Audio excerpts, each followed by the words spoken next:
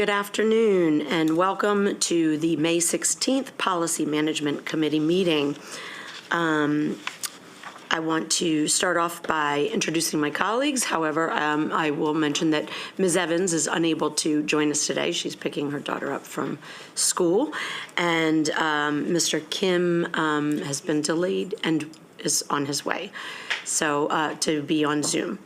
So with that, I will let Ms. Wolf start. Good afternoon, Brenda Wolf, District 5. Mr. Kim? He made it. Good afternoon, Arvin Kim, student member. I'm Rebecca Smondrowski, District 2, and why don't we go around the table and let staff introduce themselves. Ms. Seabrook, you want to say hello? I'm Robin Seabrook, Director in the Board of Education Office. Victoria Van Dyke, Board Staff. Sally Davis, Supervisor of Policy and Regulations. Good afternoon. Leslie Turner Percival, Legal Director in the Office of General Counsel, overseeing transactions and policy. Good afternoon. I'm Natasha Jones, Director, Division of Appeals. Good afternoon. Stephanie Williams, General Counsel. Good afternoon. Heather Dublinsky, Executive Director in the Office of the Chief Operating Officer. Great. All right. Well, thank you all. I understand that we have a request to amend today's agenda. I didn't know if you wanted to speak to that at all. Thank you, Mrs. Smondrowski. Yes, we are requesting an amendment to today's agenda to move the discussion of policy DJA to the next Policy Management Committee meeting. We recognize that this item has been on the work plan for some time, and it was in response to a previous amendment in state law. However, the Maryland General Assembly in the 2023 legislative session further amended the law, and it will take effect October 2023. So we are requesting to move that item. Okay, that makes sense, and I appreciate that. So I'm going to move the agenda as amended. All in favor? Great, unanimous. Item number 2, informational summary. Mr. Kim, Ms. Wolf, do you have any questions, comments, or concerns? No. Okay. In that case, we can get started on item number 4, which is policy BLB, Rules of Procedure in Appeals and Hearings. The proposed revisions set forth in this policy are meant to clarify some of the timelines associated with appeal filing and responses from each party. Since the board deals with this policy on a regular basis as we adjudicate appeals, I would encourage my colleagues to offer any other amendments that could provide clarity for our families and other users of this policy. And I will let council take it from here. Thank you. Can I have the slide deck up, please? Thanks. Joining us at the table now is Dr. Natasha Jones, Director, Division of Appeals, to discuss Board Policy BLB, Rules of Procedures in Appeals and Hearings. To give some context, Policy BLB was last revised in 2018, and the policy is currently under review to consider certain adjustments of timelines and other updates for consistency of language. Next slide.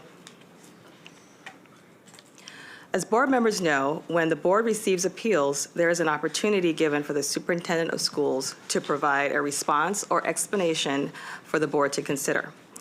The Office of the Chief Operating Officer is proposing amendments to clarify the amount of time given for preparing the superintendent's response. The current language says 10 days, but does not clarify calendar day, work day, or school day. Next slide, please.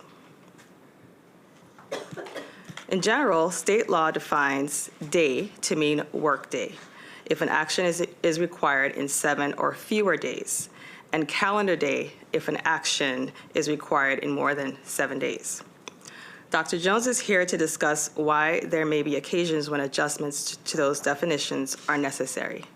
And there's particular urgency, however, in responding to appeals where the continuity of a student's educational program is involved. Turn it over to Dr. Jones. Next slide, please.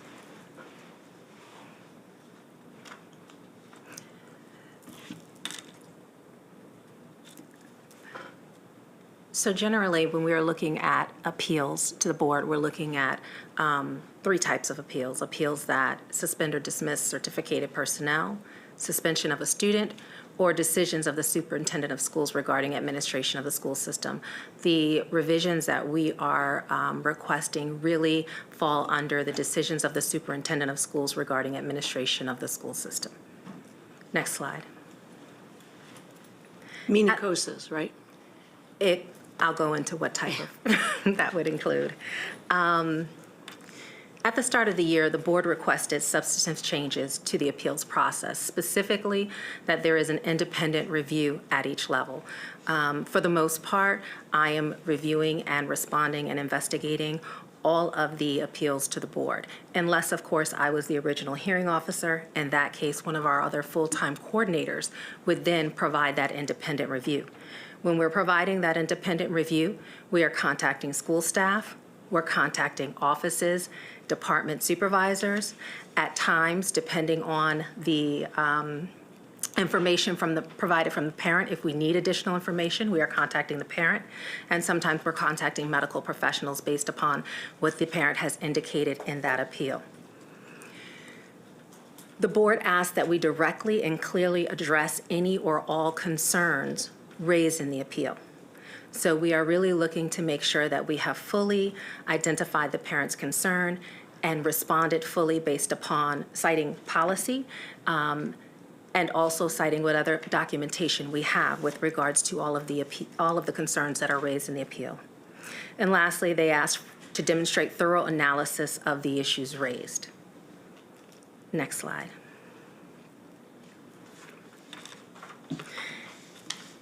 In an effort to do that appropriately and make sure that parents are being provided with a thorough review and an independent review, we are asking that the change to the policy include additional days to deal with our complaints under 4-205.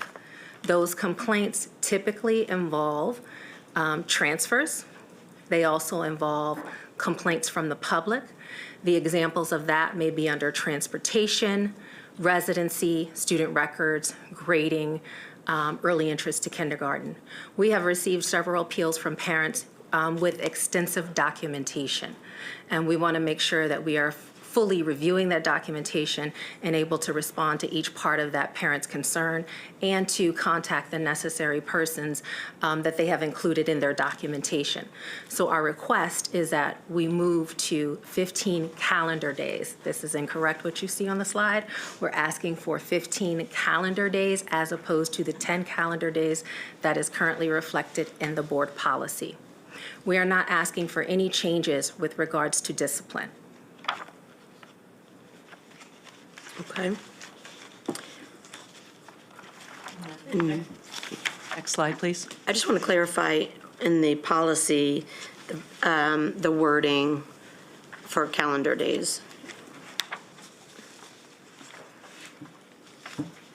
Do you know where that, So calendar days, page 2, is found in Maryland rule. So the starting point, it does not reflect the day following the day of a Saturday. I'm sorry, that's not correct. that doesn't, that's not, would not be it. Right. We wanted to refer out to Maryland rule so we could get it in its entirety. And so calendar days reflects the days when, that it includes weekends and holidays. Right, which I appreciate. That's why I just want to make sure that it's written here as calendar days as opposed to. Page 7, line 167, That's the first mention of it. The definition, we'll have to go back and check on that.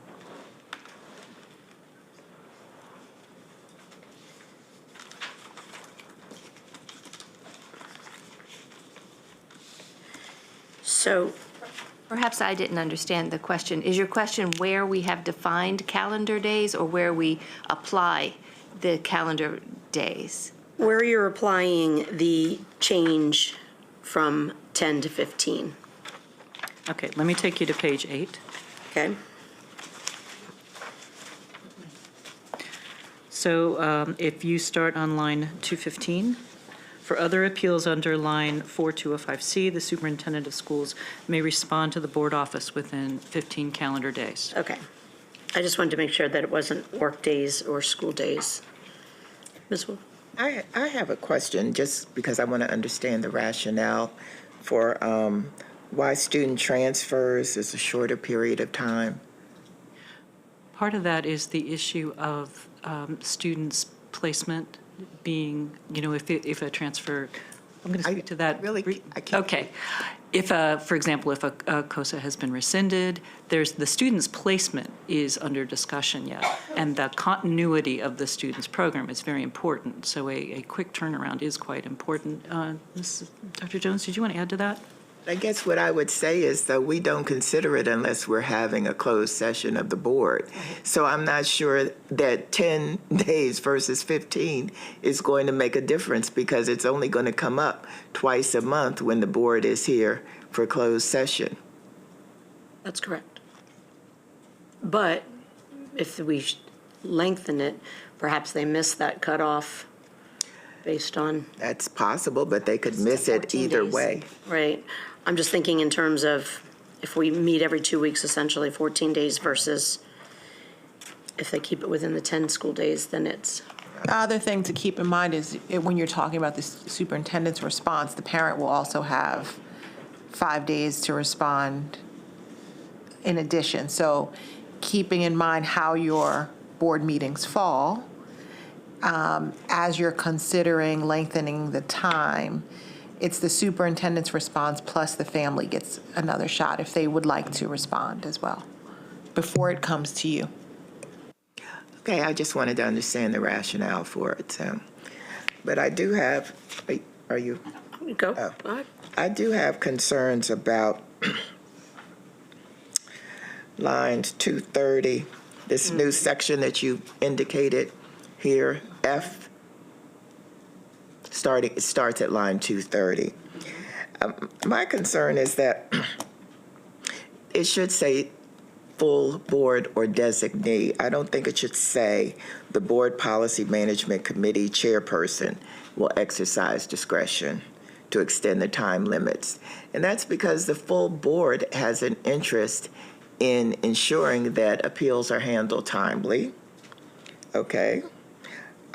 So we're constantly monitoring this and looking for ways of improvement. Investing that kind of decision in one person could result in a bottleneck of timeliness if you cannot find the person right away. And the full board has to sign these decisions, so I think it should be a full board or a full board designee decision. I mean, I'm fine with the designee aspect, but a full board decision would delay it for another, because we'd have to vote on it at a meeting and then wait again to send it back out to decide, which we already currently do if someone has missed the deadline.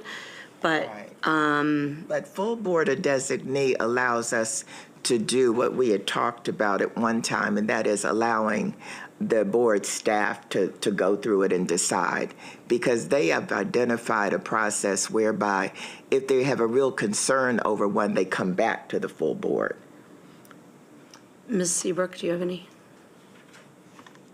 If you look at, so I think what I hear you saying is that if you go down to line 253, that's the process where if someone doesn't file an appeal timely, it goes to the board.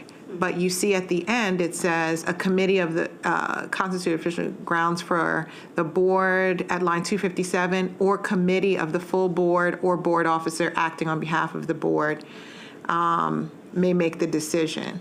And so maybe you want to put something in there like that to give you, wait a minute, is that where it is?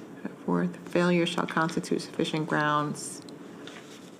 No, maybe that's not it. There is a section in here about exactly what you're talking about giving the board's designee the opportunity to make that decision. Let me see if I can find it.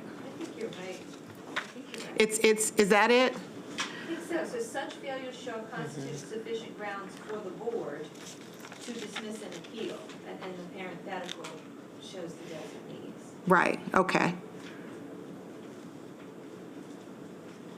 I Yeah, think so this was- that may be what, The main thing was, this was just making the designee the committee chair. I don't think that's appropriate. I think it should be the full board or the full board's designee. Mr. Kim, do you have any thoughts on this? Nothing additive to what's already been shared. I think I think there's certainly a value in having even the designee be a representative of the full board, but nothing additional on top of that.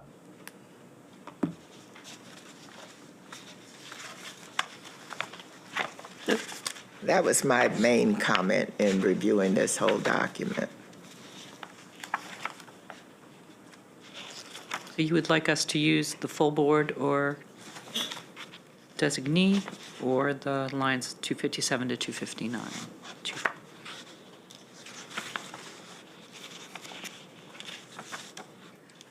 So I'm hearing the board or designee at line 231, taking out the Policy Management Committee chairperson. So a question would be, and I suppose you need to agree to that, but may I recommend, do you want to consider reflecting that language, the board or the full board or the board designee that we're putting on 232 over here on 257, so that in both They read the places it's the same? Yes. It should be consistent, Yes. I think. Yes. So procedurally, so yeah, that would be because that is the process that we have now in place for when folks are late on filing an appeal altogether. So we can make those sections match each other, if that's what you want for consistency.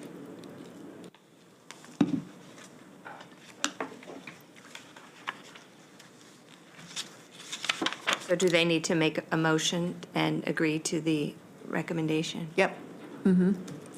Okay, well, I move that that line 231 be made consistent with line 257. Am I on the right? My recommendation would be that you move that line 231 be amended to read the board or the board's designee, striking Policy Management Committee chairperson, and then change the language on 257 to say the same. So moved.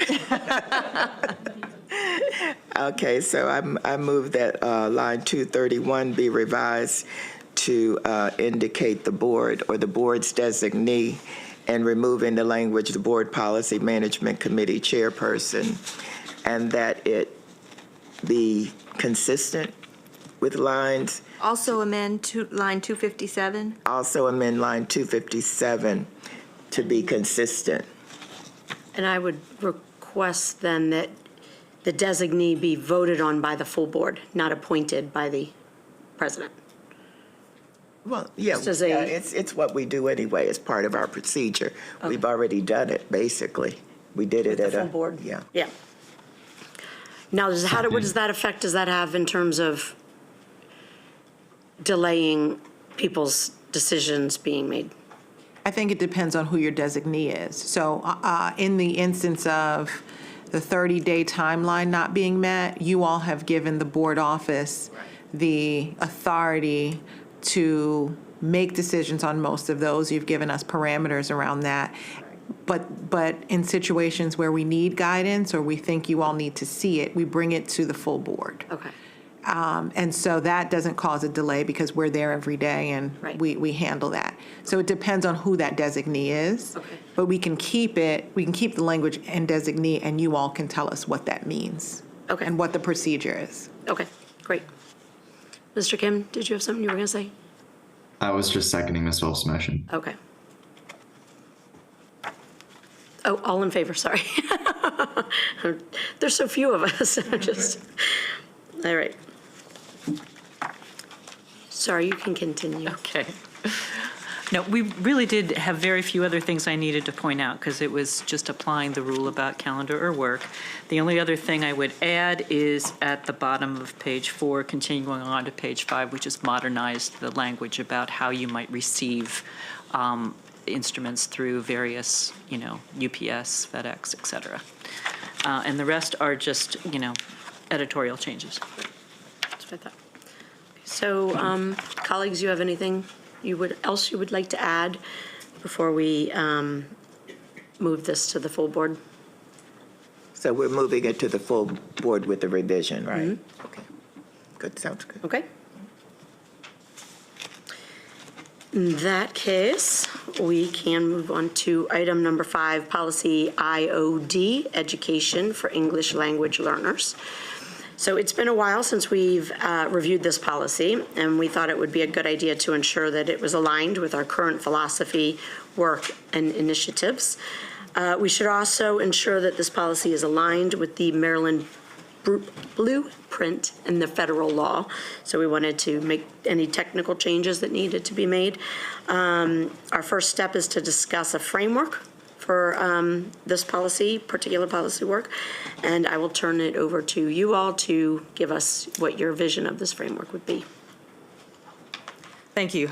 Joining us at the table now is Ms. Lake Parkan, Director of the Department of English Learners and Multilingual Education. Ms. Lake Parkan is here today to present a framework for updating policy IOD, education of emergent multilingual learners, in response to significant interest in this topic by the Maryland State Superintendent of Schools, as well as the Montgomery County Board of Education's request for an independent evaluation of English language development programs. Ms. Lake. Good afternoon. Can we pull up the slides, please? Thank you. Next slide. So good afternoon again. Policy IOD was last revised in 2011. It's due for an update based on recent guidance, as you just heard, from the Maryland State Department of Education's blueprint for Maryland's future, findings from the anti-racist audit report, and our Center for Applied Linguistics, CAL, English Language Development, or ELD, evaluation report. In response to the board's directive to conduct the evaluation, we have been working on addressing the recommendations included in the report. At this point, we feel that we need a policy to both guide and influence the work that we're conducting. We have started a cross-office group to address the findings of the CAL report, our ELD implementation plan, and our key goal is to communicate that the education of our emergent multilingual learners, our EMLs, is a shared responsibility. Next slide. So what is driving our work? We have identified 4 main drivers: the Maryland Blueprint Work Group on English Learners Report, our own MCPS Anti-Racist Audit, CAL's ELD report, and research and best practices that we have identified. In the Maryland Blueprint Work Group final report focusing on English learners, they have collected data on English learners across the state, reviewed national research and current practices to make recommendations to improve the education of English learners within the state of Maryland. They collected data related to the services and staff currently available, reviewed the methods of teaching and providing services for English learners, and made recommendations on improvements to the education that ELs receive. Our anti-racist audit identified equity of access as a concern shared by community members who perceive that students of color are not provided equitable opportunities to enroll in rigorous courses that prepare them to be college and/or career ready. In the CAL report, one of the key findings was the need for a shared responsibility to emergent multilingual learners. We refer to them as EMLs. They recommend that all stakeholders and educators in MCPS must take shared responsibility for supporting the engagement, learning, and academic success of EMLs to ensure that they will become college, community, and career ready. Next slide, please. So while we have brought the recommendations from the Cal report to the board and much has been presented focusing on the anti-racist audit, we have not had an opportunity to present the findings and recommendations from the blueprint for Maryland's future, specifically the final report from the work group on English learners in public schools. The report identifies 9 recommendations that are related specifically to our EMLs, and here are the ones that most closely align with our work. First, supporting and maintaining multilingualism by promoting an assets-based approach. Second, the equitable engagement and communication with multilingual families. Identifying better ways to engage with families by providing translation services and other needed resources. The implementation of instructional programs to support emergent multilingual learners. The use of assessments and accountability systems to support EMLs, including assessments in students' native language. And finally, equitable access to college and career readiness. All of those recommendations that you see there will provide meaningful language to be included in the updated board policy. There are additional recommendations that will also drive the revising policy IOD related to teacher preparation and diversifying the teacher workforce, as well as supporting students with limited or interrupted formal education arts life. Next slide, please. So as we take a deeper look at these drivers, at all of them, we see that we have a framework for our revision. We're aligning the recommendations from the Maryland Blueprint, the anti-racist audit, the Cal report, research-based best practices, while also benchmarking with other school districts throughout the United States, not just in regard to policy, but around our work to ensure success for our emergent multilingual learners. Here you see the themes that will provide the framework for the updated policy IOD, starting with student achievement, accountability, ensuring that we're using an assets-based lens, focusing on the end goal to ensure our EMLs are college, career, and community ready. In addition, we are aiming for equitable access for our EMLs, improved family engagement, and finally a shared responsibility for the education of our emergent multilingual learners. Next slide. So while we're not bringing you a policy today, but rather a preliminary plan that includes various resources, research, and recommendations, we will be guided by the framework identified and continue to explore research on emergent multilingual learners. We will gather targeted stakeholder feedback regarding the policy and benchmark, as I mentioned earlier, with other districts. We're working closely within OSIP with the connection with the revision of policy IKB and homework policy, just to make sure really that we are addressing many of the same stakeholder groups, that we're getting student feedback on this policy, as well as from community members and staff here. So, next slide. That's what. Well, I appreciate the overall approach that you're looking at and taking. Ms. Wolf? I just have a couple of comments, not anything. When you say that you're going to conduct targeted stakeholder focus groups, you know, I'm very concerned that we never reach the real people. And we keep reaching the same stakeholders that we always do. And those are not the people that we need to reach, because those are the educated people that already know what they want and need. We need to figure out a way to communicate better with the families themselves.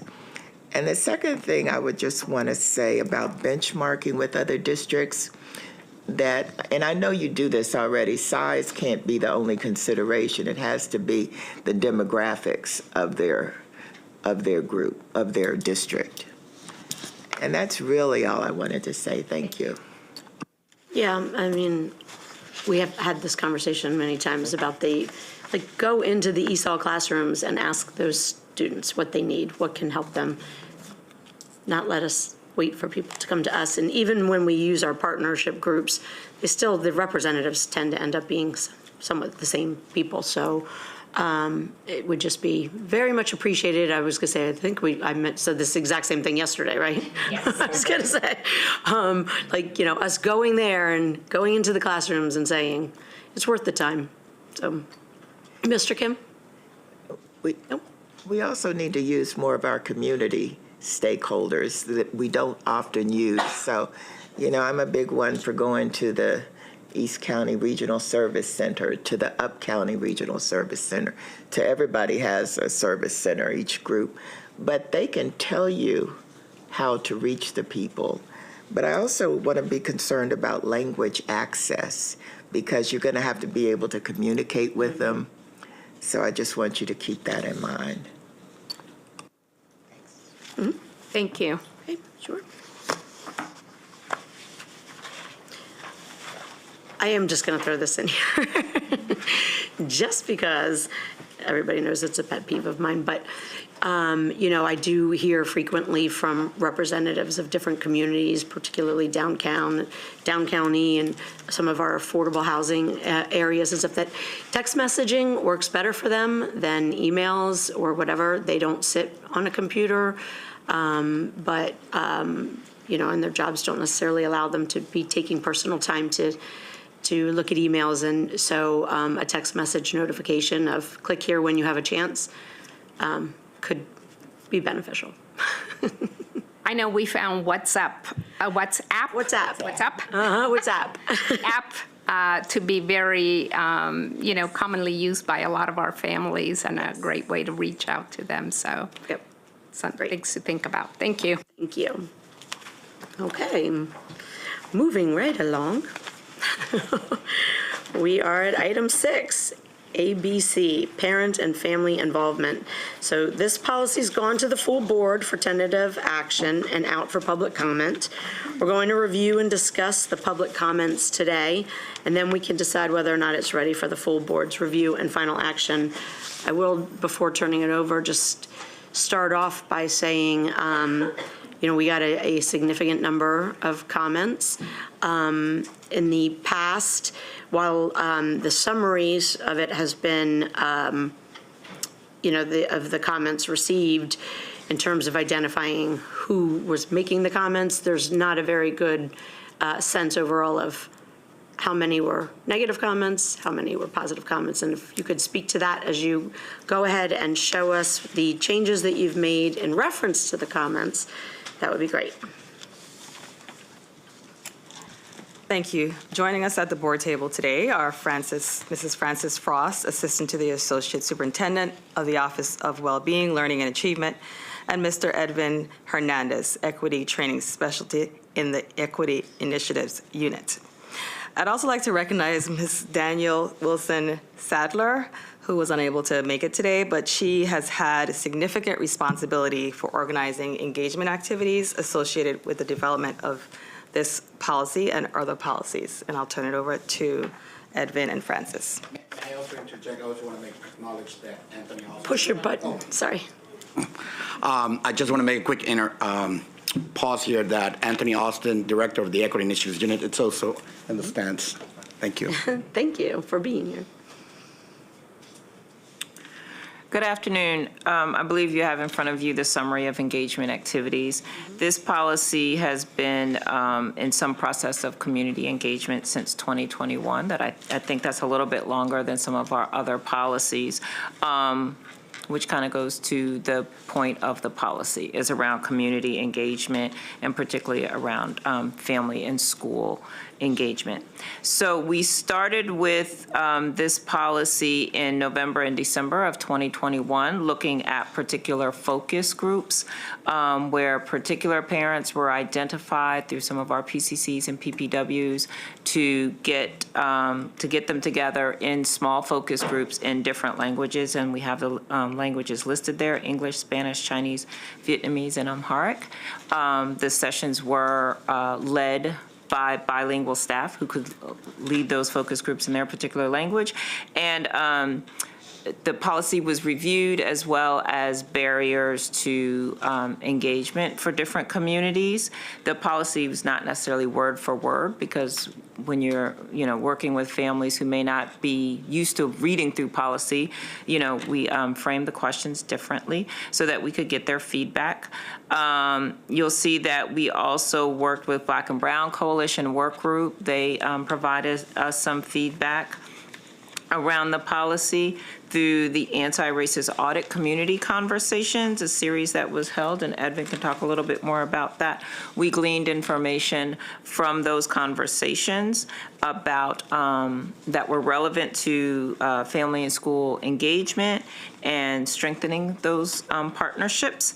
We also had some announcements through various social media measures using Twitter, email, Facebook, websites, the quick notes, all the different media that MCPS uses, as well as email reminders to various organization leaders to encourage them to review the policy and to provide feedback.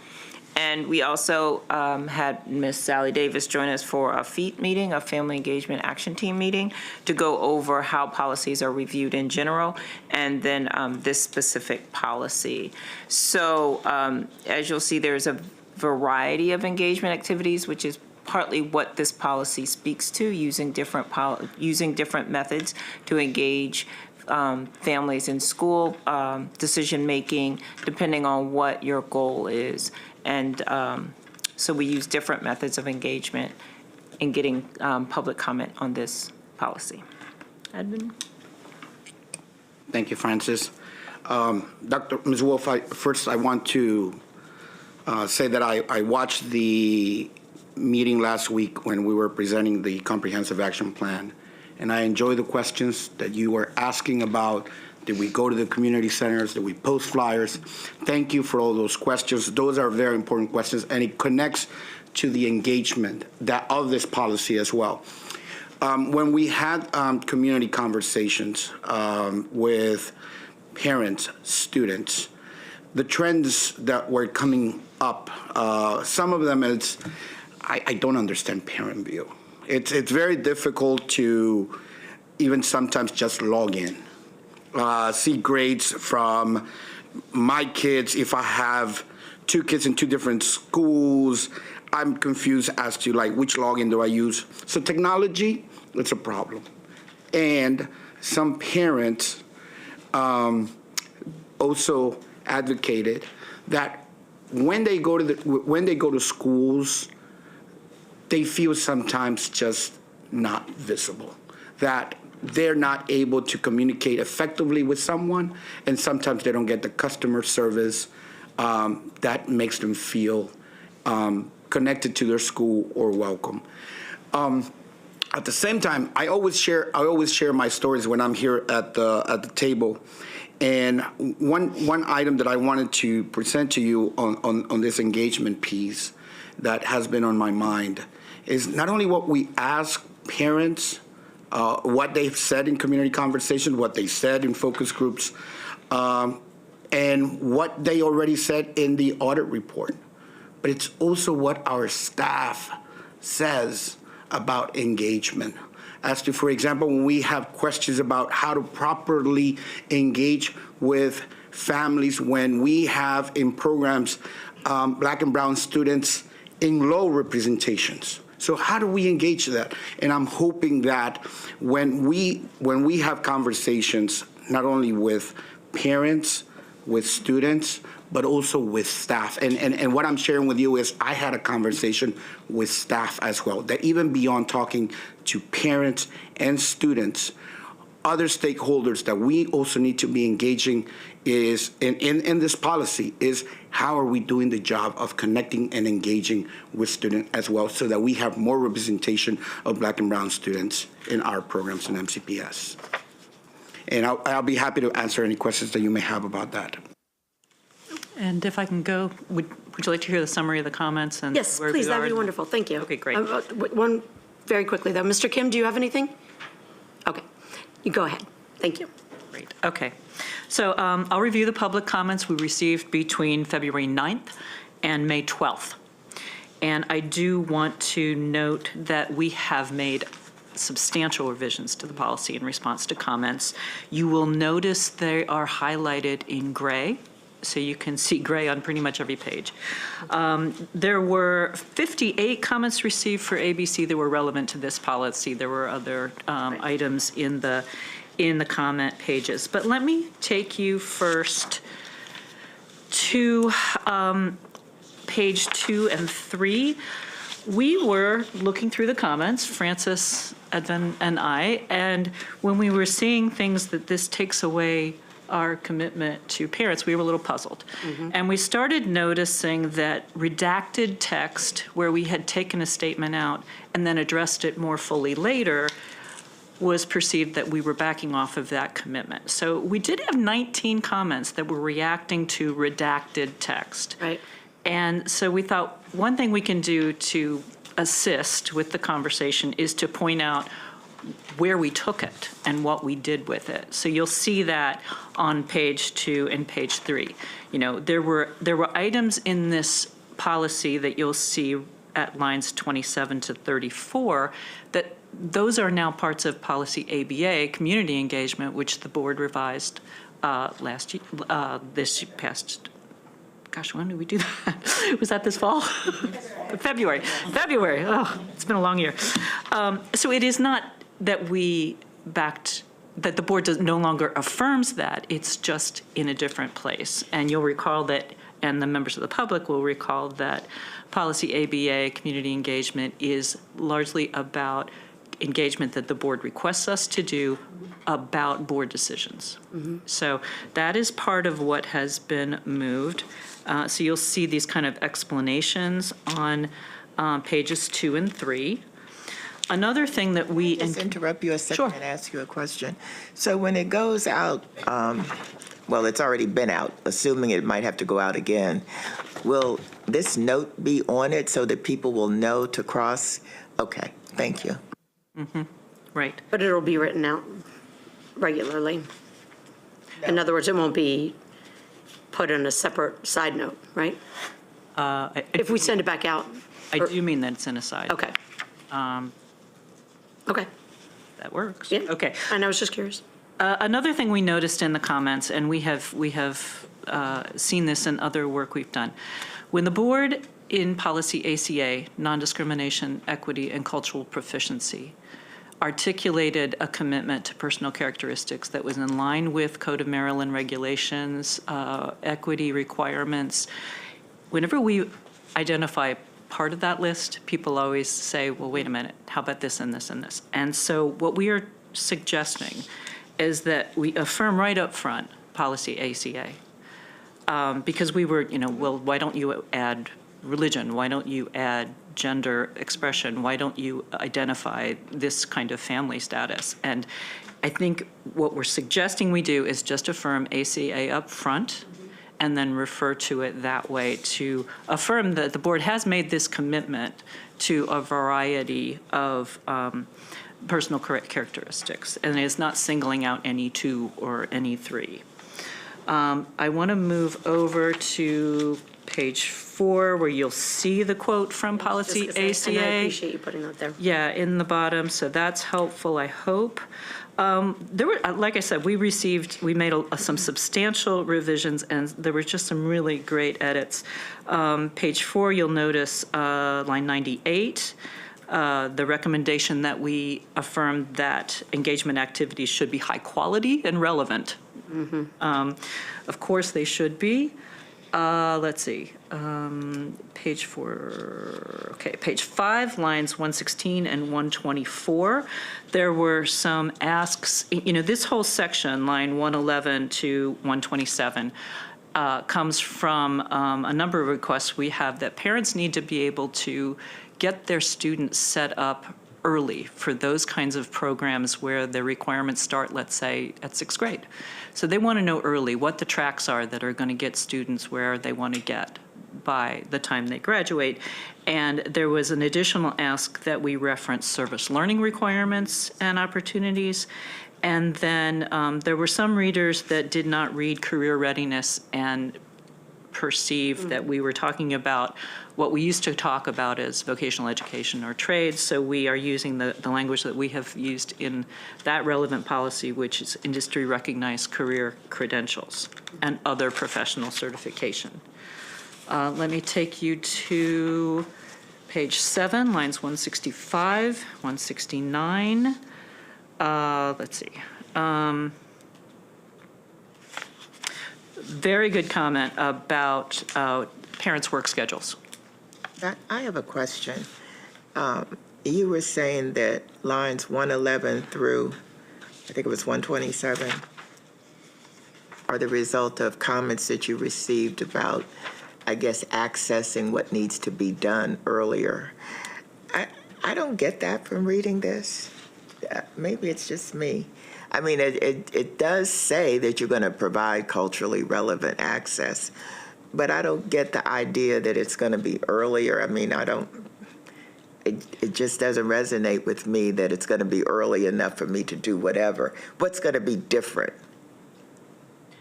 So the reference, if I can point to you what we were hoping addressed that idea was critical educational benchmarks, course sequences, timelines, and application processes. So those are spelled out in the various bulletins, but there will be a need to make them more clear. Okay, Well, maybe it's what the I'm earlier saying part is that's- that it needs to be simplified more so that people understand that this is not early intervention, but early discussion about what you need to do in order to land in these programs. Because I didn't really quite receive that from this. Maybe it's just me, you know? Yeah, I think part of that, when you read this in a whole, part of the family school partnership, one of the points is around engaging around academic performance and academic achievement. And this kind of outlines some of those critical points in the academic life of a student to making sure that all families are receiving information. For instance, I'm going to use the service learning requirements and opportunities that we've just added so that parents understand from grade 5, if not before, that their student has to receive this. And part of that family engagement, maybe it's back to school night, maybe it's flyers more in the 5th grade or whatever the mechanisms are, that those kinds of things we're ensuring that more parents are aware of, as opposed to grade 11. They find out, oh, my kid was supposed to do. But I don't see that in this policy What you either. just said was perfect. Right. If you put that there, I could get that. Well, some of those specifics aren't in there because you'll see that we're also developing like the family engagement toolkits, which will go into more of the specifics on how do we do this, because each of these things could have its own 5-10 pages on how do we do that. So we'll have more toolkits and guidelines for schools. I think part of as the anti-racist audit, we're looking at, for instance, toolkits for schools to engage with families and to provide them information. How do you make the back to school night, for instance, more engaging, right? So all of these pieces fall into that without specifying in the policy you're going to do XYZ, XYZ for each of these things. Does that make sense? No, exactly. Exactly what you're going to do I think it's- for each one. I'm just saying that if I look at this and I'm on the outside, I want to know that this means that I'll be getting information early enough to make decisions. Right. And I don't receive that from reading And this. to me, it's just a matter of adding the, at the earliest possible opportunities. Stephanie, did you have something? I was going to say, similar to what you said, I was going to suggest to promote early and thorough awareness for families as the Perfect. preface of this. Perfect, yep. I like that. I didn't have much to know. What? Early and I like that. Thorough awareness for families. And then like require some of the tweaking to the discussion.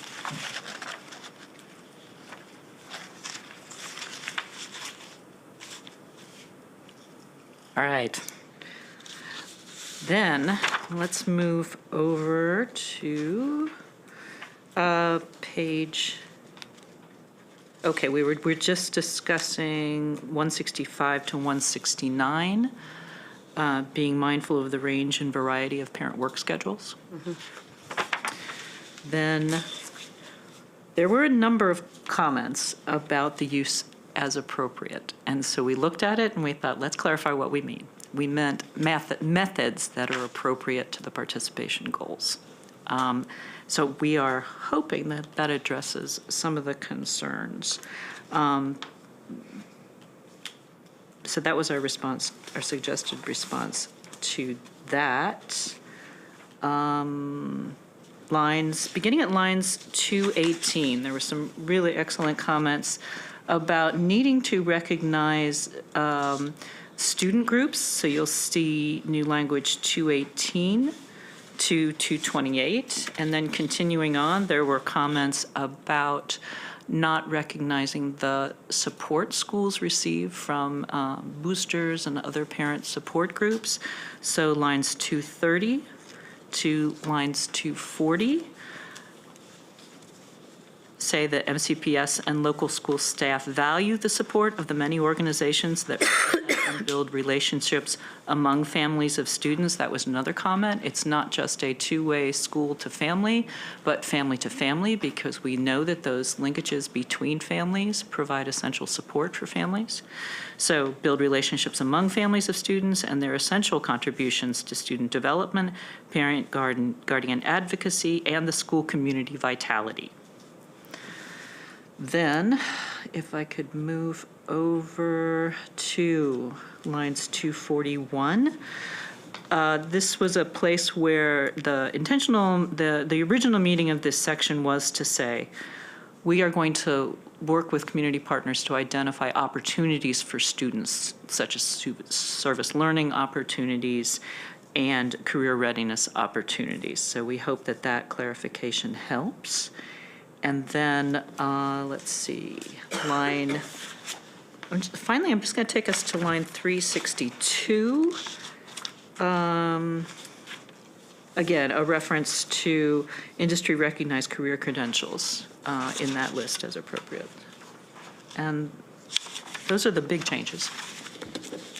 This is a really minor little thing, but in number 3, MCPS and local school staff will collaborate with community organizations, connect students, families, and staff to community services and student service learning and career readiness opportunities. For some reason, the sentence didn't flow right to me. I think the break between the collaborate with community organizations, I would add in order to, or something along those lines, just so it. And Mrs. Mendrowski, if you'd like me to address the pro-con question a little bit more. Can I ask you a question? Sure. Again, maybe it's just me, but I'm wondering, this section reads very well, don't misunderstand, but I wanted to know, we get a lot of complaints that certain areas in the county can better support their students than other areas. I don't know if we should have something that addresses that we recognize this and will work to do something. And I don't even know what that something is, because I don't want to be that specific in the policy. But I'm thinking that we need something to recognize that community organizations are very good if they're in your area and can support your students. And that's just something for you to think about, because it would take me a day or so to think of some wording for you. Stephanie, you good at this. I'm not sure where it would go in here, but I don't disagree that it would be nice to have some sort of reference to MCPS making every effort to provide resources for schools that will be equitable as opposed to equal or something along those lines. Because the way it reads, that's what you're going to get back, what we always get back, that certain parts of the county can do this and other parts can't.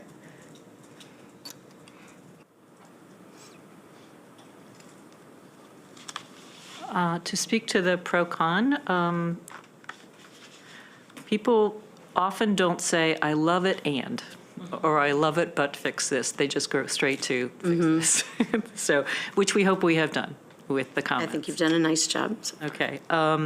People do often sometimes use the public comment page to express concern about other actions. So we did receive,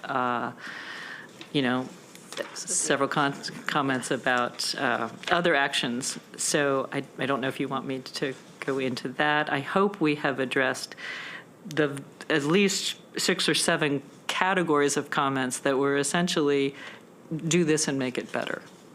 So I don't know if you'd like me to say anything more about that. No, it's okay. Like I said, my concern was how many comments we'd gotten and the overall negative feel that I took from them. But in going through your revisions, I feel like so many of them were addressed. I do know that there will likely be people who still will question whether or not we should be including in this policy notification to parents on certain things, but as I know several people mentioned, but, and some of that may not even be specifically in reference to, but even, we frequently hear from schools, communities, concerns about something happened at my school and I did not feel that I was given a timely notification or things like that. And I don't know if it's something that should be addressed in policy or if it's more of a regulations type of scenario. It is addressed in policy KBA, which is public information, if that's part of the answer. Okay. I was just going to check with Mr. Kim. Do you have anything? No? Good. I have a question about line 284. I'm wondering why it's necessary to include the language "2 indicators of personal characteristics" instead of just saying with particular attention to parents, guardians that may lead them to need additional support, clean it up English-wise. But I think that indicators of personal characteristics is a little bit offensive. I agree.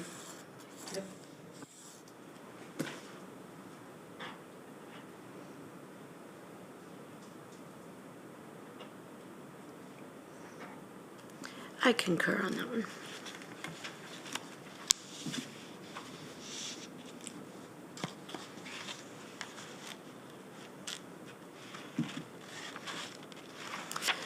Okay, so anything else from my colleagues? No? Thoughts on moving this forward to the full board as amended? Mr. Kim, yeah?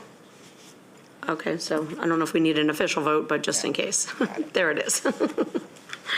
All right, so thank you very much for all of your work on that. I really, really appreciate it, all of you. I know that it was not a quick or easy thing to do, and I appreciate all the outreach that you did as well in terms of making sure that we got significant feedback and made revisions accordingly. So thank you for that. With that, that brings us to item number 7, which is adjournment. So I'm going to move to be adjourned.